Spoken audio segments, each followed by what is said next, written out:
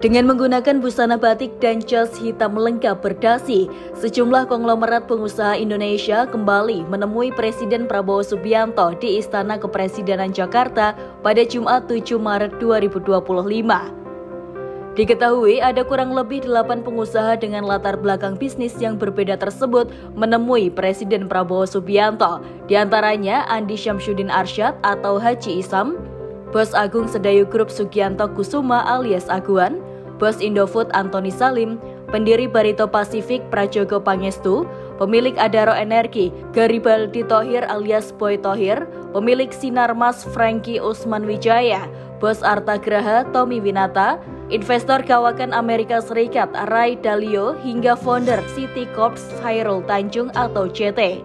Pertemuan ini diinformasikan melalui akun Instagram resmi Sekretaris Kabinet atau Seskap. Para pengusaha mulai berdatangan ke istana sejak pukul 14.00 waktu Indonesia Barat atau pukul 2 siang. Presiden Prabowo tampak didampingi oleh Menteri Sekretaris Negara Prasetyo Hadi dan Sekretaris Kabinet Letkol Teddy Indra Wijaya, Menteri BUMN Erick Thohir, Menteri Investasi Roslan Roslani, Menteri ESDM Bahlil Lahadalia, dan Menteri Keuangan Sri Mulyani, termasuk Ketua Kamar Dagang dan Industri atau Kadin Anindya Bekri untuk menemui para pengusaha itu. Di mana pada pertemuan tersebut Prabowo berdiskusi mengenai perkembangan terkini di tanah air dan dunia global, serta program-program utama yang tengah dijalankan oleh pemerintah. Program-program yang dimaksud termasuk makan bergizi gratis, infrastruktur, industri kecil, swasembada pangan dan energi, industrialisasi hingga badan pengelola investasi dan antara. Dalam suasana diskusi yang hangat, Presiden Prabowo memberikan apresiasi atas dukungan yang diberikan oleh para pengusaha terhadap berbagai kebijakan dan program pemerintah, terutama yang menyangkut kepentingan dan kesejahteraan rakyat. Masing-masing dari mereka memiliki latar belakang bisnis yang berbeda, mulai dari sektor pangan, properti, energi, keuangan, dan manufaktur. Salah satu pengusaha yang hadir menemui Prabowo, Khairul Tanjung, mengaku dipanggil oleh Prabowo ke istana. Namun awalnya ia belum mengetahui agenda yang akan dibahas. Selanjutnya, usai pertemuan, Khairul Tanjung membeberkan Rai sempat membagikan pengetahuannya di bidang investasi dalam membangun ekonomi yang baik. Khairul Tanjung juga menyebut pertemuan itu juga diisi dengan diskusi. Dia menilai hasil pertemuan itu baik. Seperti yang diketahui, Khairul Tanjung dikenal sebagai pengusaha retail, media, dan perbankan. Dia dikenal pemilik Trans TV, Transmart, dan Bank Mega.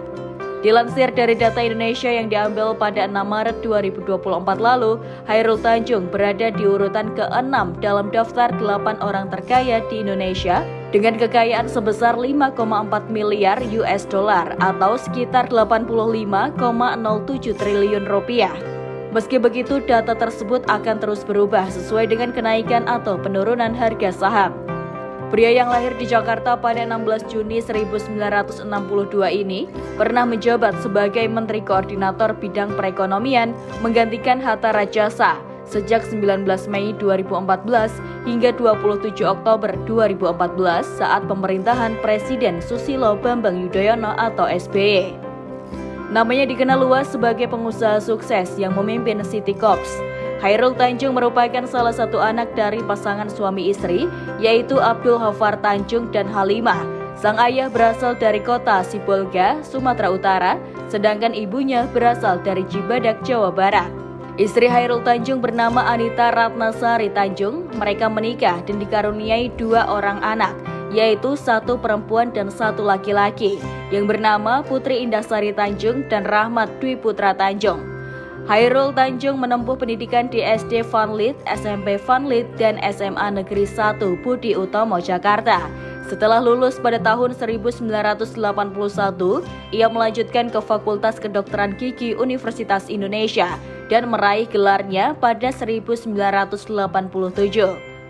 Meski berlatar belakang kedokteran, jiwa wirausahanya sudah terlihat sejak masa kuliah dengan menjalankan usaha seperti berjualan buku, kaos, hingga jasa fotokopi.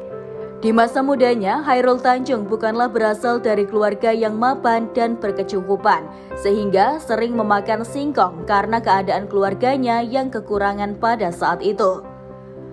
Ayahnya adalah seorang jurnalis dan wartawan dari surat kabar atau koran kecil, sementara sang ibu hanyalah ibu rumah tangga biasa.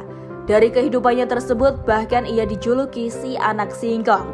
Namun, Chairul Tanjung kini membuktikan meski bukan berasal dari keluarga yang berada, ia bisa sukses mewujudkan cita-citanya. Bahkan, ia pernah dinobatkan sebagai daftar 10 orang terkaya di Indonesia versi majalah bisnis ternama Forbes Indonesia.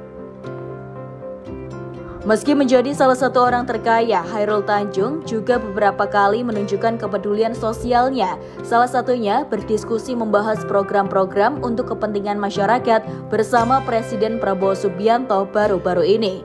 Pertemuan Presiden bersama Crazy Rich Indonesia tersebut mencerminkan upaya pemerintah dalam membangun komunikasi yang erat dengan dunia usaha. Hal itu guna memastikan stabilitas ekonomi nasional serta menarik investasi yang dapat menciptakan lapangan kerja dan meningkatkan daya saing industri dalam negeri. Pada pertemuan itu, para pengusaha juga dimintai masukan untuk membangun negara. Sinergi antara pemerintah dan sektor swasta pun diharapkan semakin kuat dalam mewujudkan visi Indonesia sebagai negara maju dengan ekonomi yang mandiri dan berdaya saing tinggi sesuai dengan cita-cita Presiden Prabowo Subianto.